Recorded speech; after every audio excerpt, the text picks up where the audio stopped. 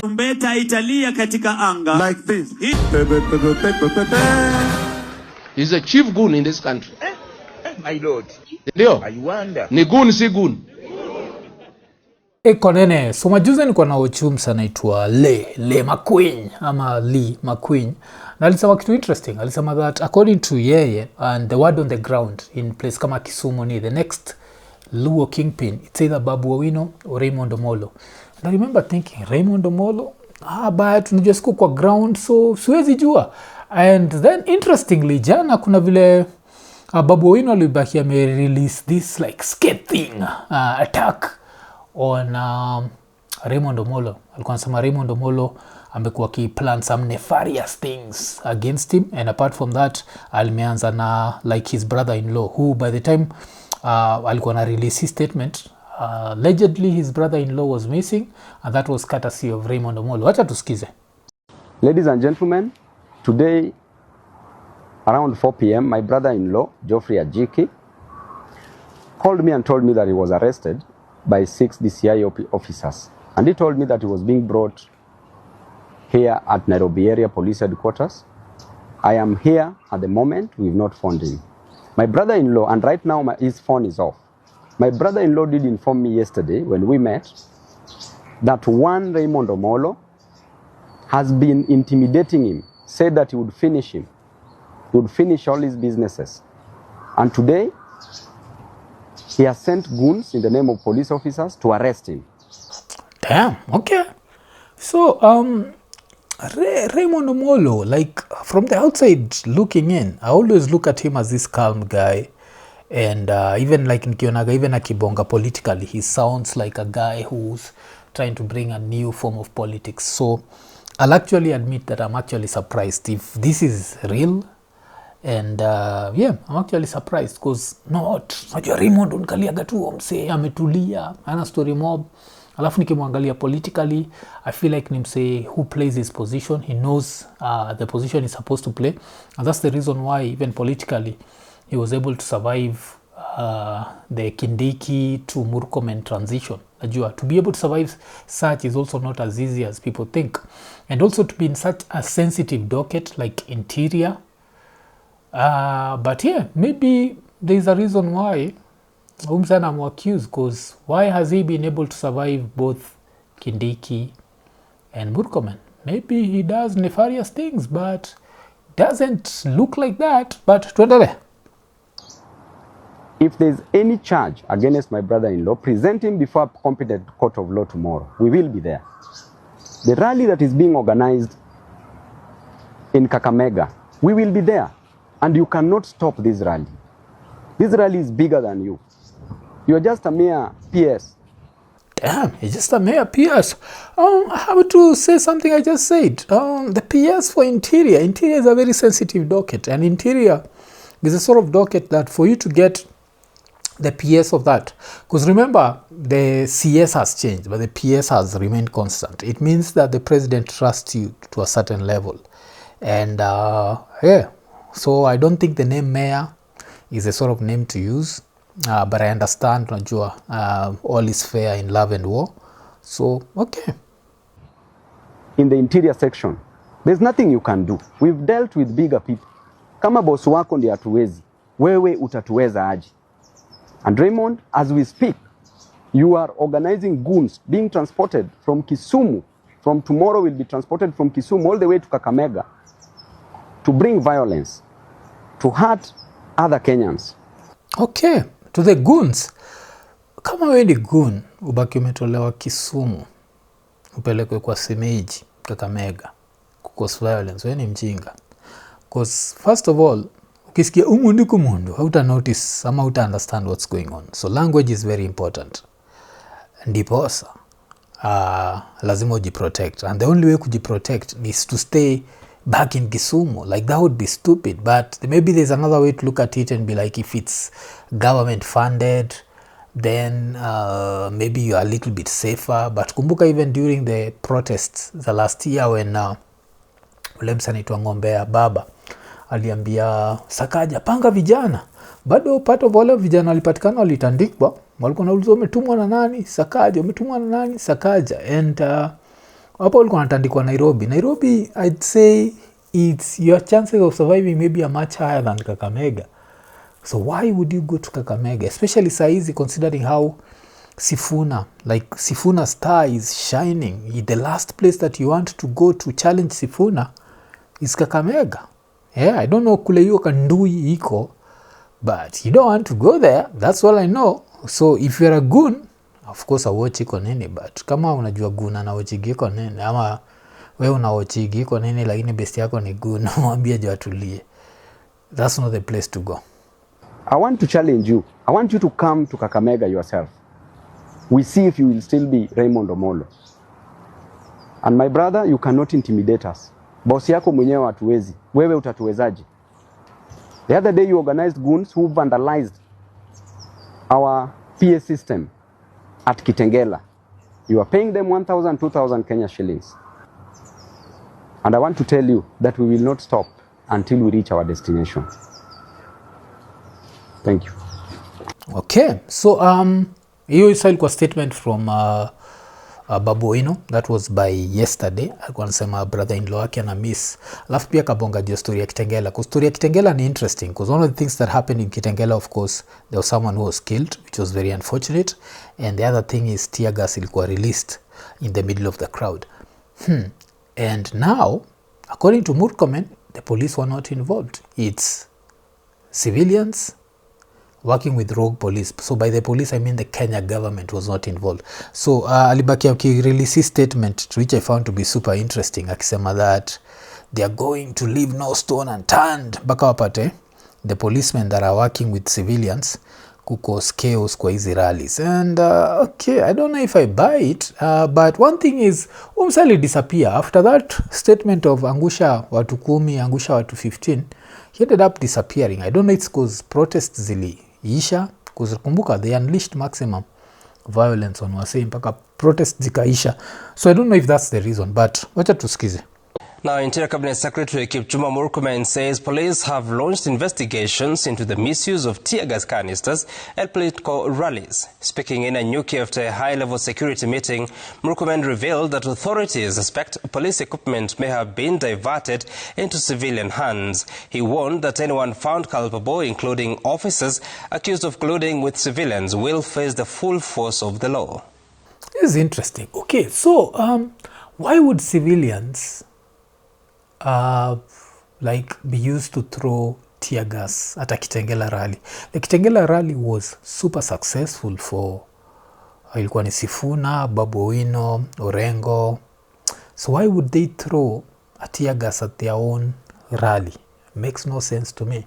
But unajua ni those political mathematics za Kenya. Zilonasikiaga unajua chikimseka mwafu gana alipo na Ruto ndio criticize Ruto alafu watu confuse ndio to criticize Ruto. Unajua hizo calculation. So it's the same calculation zile za I guess kina Sifuna had such a successful rally, but they were like, you know what would make this rally better? Let's throw tear gas and disrupt our successful rally and make it chaotic. Makes no sense. Wacha tusikize. In rallies, and the Inspector General of Police is investigating all those incidences to see whether there are some civilians who have tear gas, and these are resources that are not supposed to be in civilian hands, or whether there are police officers who are colluding with civilians and giving them tear gas canisters. It's the same problem. It's not unique to tear gas only. People are having bullets in this valley, and bullets that are supposed to be in the hands of security officers. They have guns, even worse, munitions like guns, who are not supposed to be in civilian hands. So the same way guns and bullets are in wrong hands here, we have witnessed situations where tear gas canisters are in the wrong hands of civilians. Okay, the guns, I admit, of course kuna makara upatiana guns zao zitumike for crime. That makes sense. They hire out. Some even go out of their way to do it. Kumbuka kuna kara walishika hizo masai za Siaya. But to claim that civilians have tear gas and they're using it at political rallies za opposition so that to make the government look bad. And they're using them at very successful rallies that they are holding. makes no sense, but as I always say, hapa Kenya watu semaga vitu zingine. But sasa jiyo like the rally that's coming up this Sunday, one of the things that inasemekana ni hii ya Kitengela walijitetea akina Murkomen wakasema that first of all it was a market day, second they were not informed, so this time kuna vile Sifuna aliamua they have to inform them. Na alibaki amesema kitu interesting that apparently there is a WhatsApp group ya senators and Murkomen is still there although he's a CS. Challenges, Honorable Speaker, point to the fact that we should be asking government and the Minister for Internal Security, the Honorable Murkomen. By the way, that individual called Murkomen is still on the Senate WhatsApp group because he's a former senator. So all of those things we are saying, and in fact I've taken advantage of that. Yesterday I saw him saying that he did not, or he was not aware that we were going to Kitengela. I have sent the notification for the Kakamega rally that we have made to the OCPD of Kakamega to his WhatsApp number, and I'm going to send it to the Senate WhatsApp group because he reads our messages there, although he's not a senator, so that he cannot come and tell the country tomorrow that he was not aware that we are going to have a meeting. Honorable Speaker, all those people who are involved in these things should be brought to book. Even in Kitengela, Honorable Speaker, we lost a life needlessly. We lost a life because of police action, not because that there was something wrong that we were doing. The last hypocrisy that I want to point out is that this statement is being sought by the same person who was accusing politicians of orchestrating violence on themselves. Shame. I'll take your story, yeah, like politicians orchestrating violence on themselves. Makes no sense. Like these rallies were so successful that you could see that even hata Sifuna mwenyewe alikuwa zile that damn, this is so successful, so why would he want to disrupt that?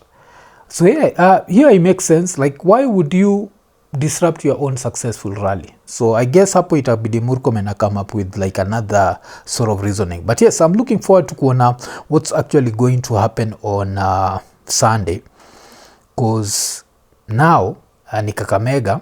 I expect even say kama nani the bull of Kakamega Haluale abaki amejoin.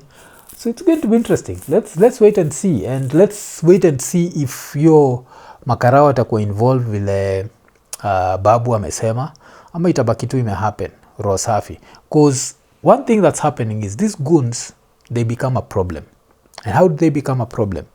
Majuzi president alikuwa ameenda maraundi zake za Lakisama, launched a few things which I personally don't agree with. I feel like if you're trying to turn Kenya into a so-called first world country, I understand you going to launch the dam vile mnasema that there's 140 million liters of water ile inakuja Nairobi per day that was not kujaing before. I'm happy for that, like unajua, but you going to launch a sewer line, I just feel like it's some bullshit. Like you have real shit to deal with, you don't need to be dealing with that sort of shit. So but sasa what happened after that tour? Apparently wasol wanakuwa robbed, and this robbery ama goons imekuwa ikiendelea, like it happened on Wednesday na ikiendelea ku happen on Thursday, and it got nasty. And I remember nikiwatch a certain video of a certain lady, and I didn't even save it until I saw nini wenyewe like Citizen actually shared the same thing. So yes, it was really chaotic. Wacha tucheki. Several Nairobi streets turned into chaotic scenes shortly after the presidential function in Lakisama. Groups of boda riders descended on pedestrians across multiple locations, from Thika Road to Westlands, Chiromo, Kileleshwa, Kilimani, robbing unsuspecting members of the public. Wacheki jo. And this is after a presidential tour. So this shows you how much crime in Kenya has gone up. That utasikia kwa hii report, it's not only civilians that were getting robbed. Hata makarao walikuwa wameenda kwa hiyo event walikuwa na get robbed. Maybe that's a good thing. Maybe that's the thing that's going to make them finally deal with this whole insecurity thing. Because damn, Nairobi is getting insecure. Some of the victims were police officers deployed along Thika Road during the presidential event. One victim says she was attacked outside Muthaiga police station along Thika Road. Asikia hiyo, udem aliatakiwa outside a police station. Hii ndio video nakunga nikiwatch, and I'd not even like retweeted because more retweet video baadaye niweze kubonga juu yake. and you can see like outside a police station, and hapa ndio wanasema even cops that were involved kwa that presidential thing were also getting robbed. People who yesterday were robbing people after the function, whether you defined it as a goon or a criminal, any person who perpetuates that kind of a crime, including those ones of yesterday and even the previous ones, those people should face the law. Deputy Inspector General of Police Eliud Lagat condemned the attacks, assuring the public that those responsible will face the full force of the law. We are going to do what we can to make sure that this emerging crime is going to be dealt with the force that it deserves. So, it's interesting because I feel like now easy number plates za motorbikes, there needs to be a place of how they can be easily identifiable. And because now we have to understand boda bodas are part of Nairobi and there's very little we can do about it. But they also come with the threat of insecurity. Are there honest boda boda riders? Yes, out of every 10 boda boda riders, I'd say 9 are honest, 1 is dishonest. That's number 1. But out of 10 boda boda riders, I'd say 7 don't follow the law. If you come to lane discipline and following traffic rules, they don't do that. So that's what makes it chaotic. And that means also that 7 out of 10 will always be ready to turn on innocent motorists who are using the road the right way. Ile time watabaki wamegongana hapo na cheki. So kuna hiyo element. But now back to hii story. Something needs to be done. And nakungata nilikuwa na watch video fulani ili happen South Sea. Ile kuna mse hakuwa na situational awareness. Alikuwa kwa simu. Yeye anushaisikiaga yeye ana kibonga juu yangu. Mimi nakuaga very aware. Nikicheki kitu swa boda sitakagi story za simu. So mse alikuwa kwa simu. Achikitoa mafala wamekaa nyuma yake wakapiga reverse, alafu they snatch the phone and they disappear. Achiki and okay, that's the situation, but tuendelee. Police are now investigating whether the suspects were acting as criminal gangs or were politically instigated. Which politically instigated? They were coming from the president's event. The president is one of the people who made people believe that the only hustle that young people can have ni boda bodas. People literally went last year to State House to take boda bodas. So how then can you turn around and be surprised? Was it politically instigated? Yes, politically instigated by the president himself.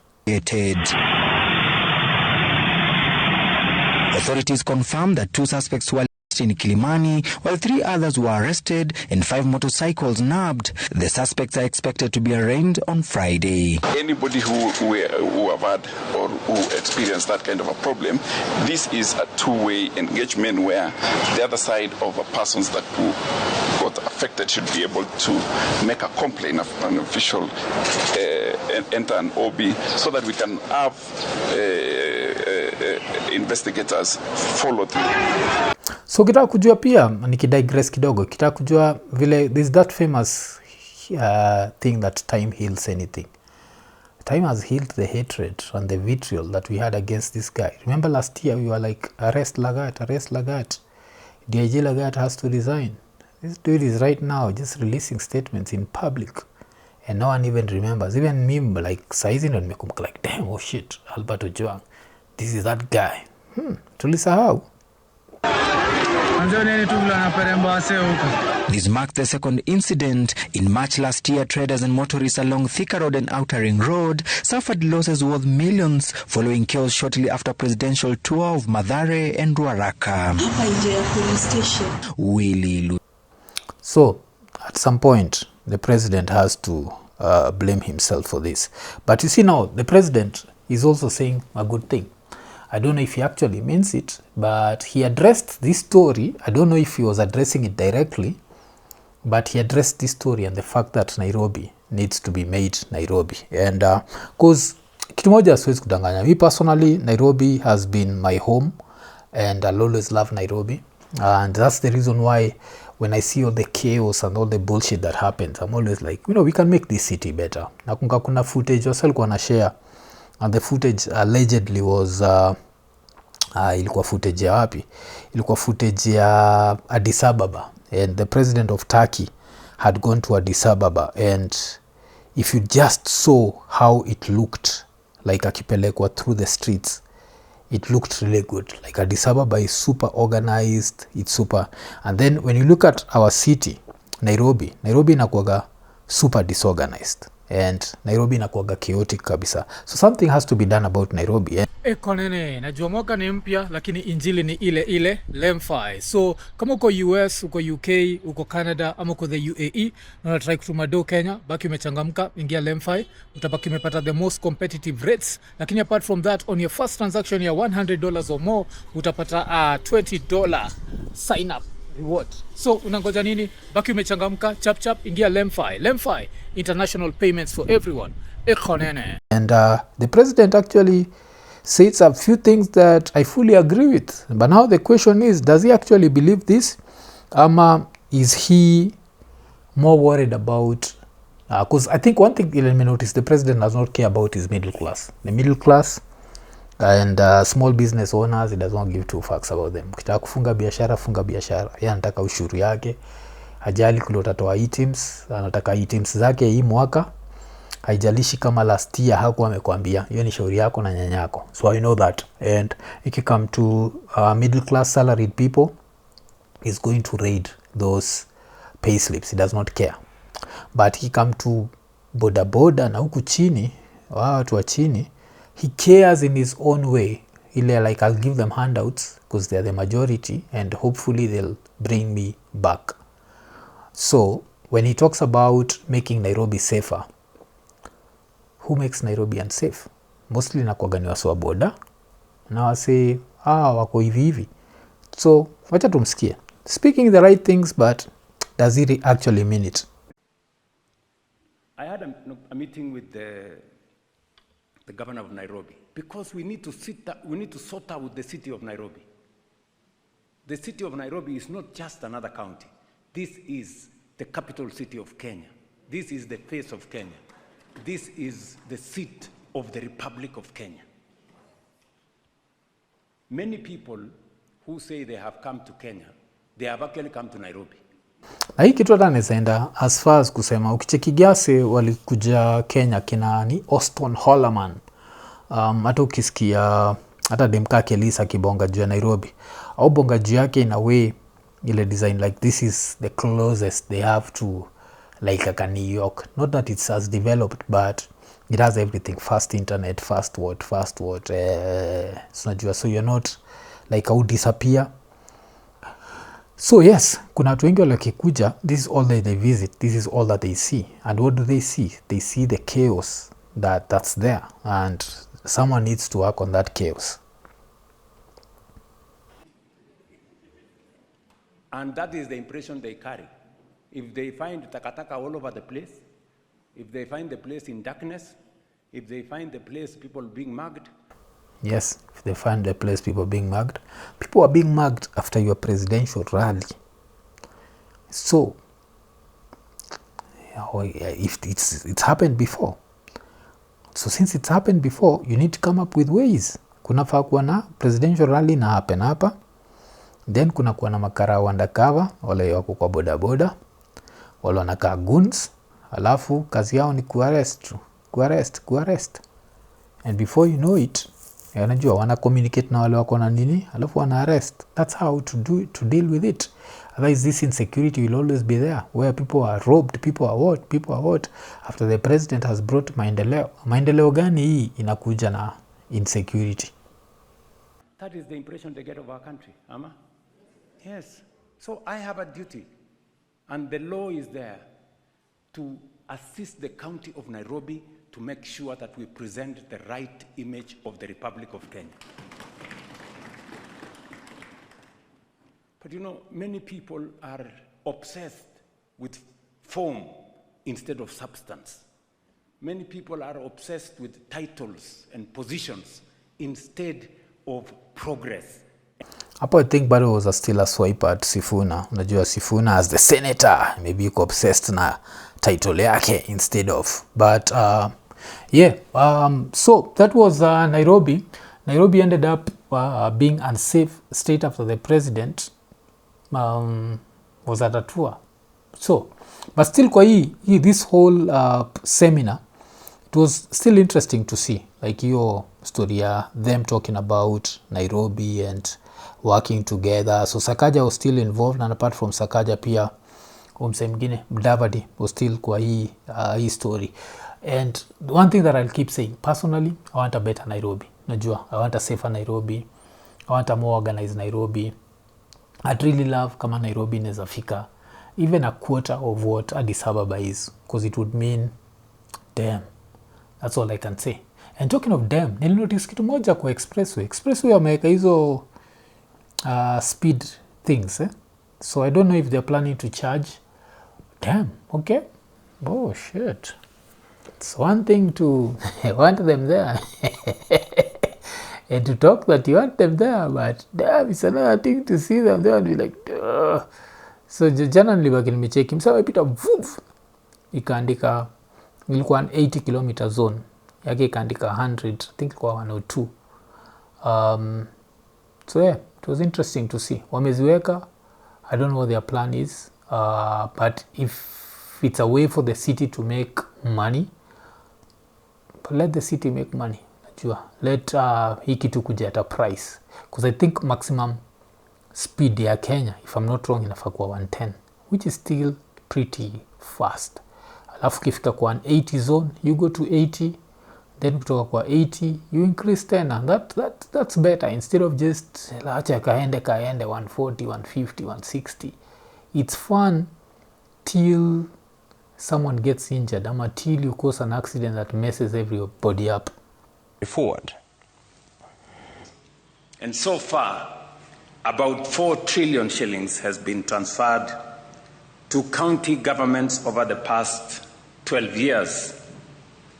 Across the country, the impact is visible in expanded road networks, improved health facilities, broader access to water and sanitation, strengthened early childhood education, and agricultural support programs that are improving livelihoods. Devolution has matured. It has come of maturity. It is a very, very significant anchor and pivot in our constitution. Okay, as devolution matured, unajua, what I don't like is we've had like 13 years of devolution, but have I seen anything that has really wowed me? Apart from MCAs getting extra salaries. If I was to look at Nairobi, the fire brigade still doesn't work.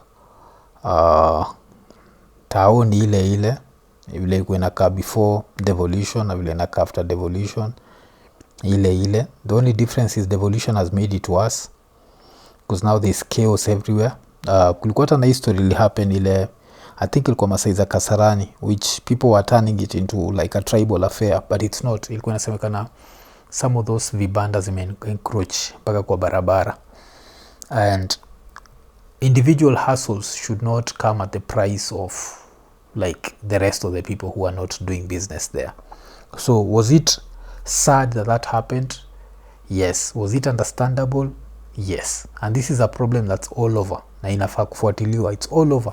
Ukienda hizo like counties unapata like people have encroached on the road, and it should not be that way. But wacha tuendelee. The members here are the anchors of devolution. Devolution is based on the principle of subsidiarity, which states that a service is best offered at the lowest level compatible with the benefit area. We propose that the financial autonomy for county assemblies be put into law, so that we be able to get monies that are from the exchequer directly without going through the CRF. Oops, anaitwa Chege Mwaura, ni moja zile raya zinafanyaga na kasiko serious. Ila ilikuwa tunasikizaga nayo hip hop like back in the days when people used to exchange tapes. Na icheki saizi Joy Coast, G head of what? Na mimi naamka asubuhi kuambia wase Iko Nini. But yeah, I guess that's it. Good morning. Don't after pesa. I hope you don't meet someone who's going to mug you after coming from a presidential whatever. And yeah, let's hope for the best. The road to Singapore continues. Iko Nini.